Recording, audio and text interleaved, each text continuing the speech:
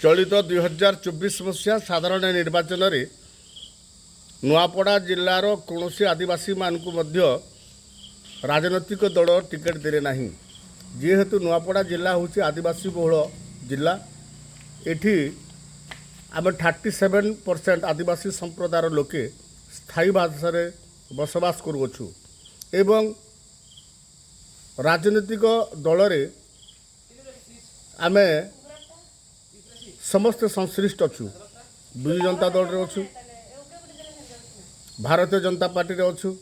एवं कांग्रेस रे अच्छु उक्त 3 गोटी दल आमर आदिवासी संप्रदायर नेतृत्व मंडली को अणदेखा करिथिबारु चलित निर्वाचन रे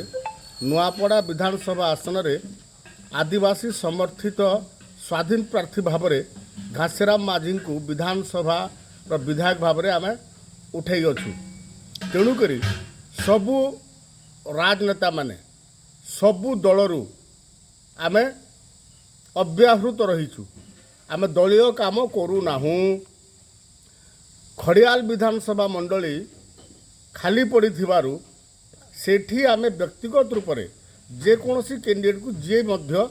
समर्थन करि पारिबो सहयोग करि पारिबो सेथिरे आमे कोनोसी अवकाश रखी नाहु तेणु करी मु आज हितेश कुमार बगर्ती विधायक प्रार्थी भारतीय जनता पार्टी को व्यक्तिगत रूप से मु भल पाए तांको संगे मोर व्यक्तिगत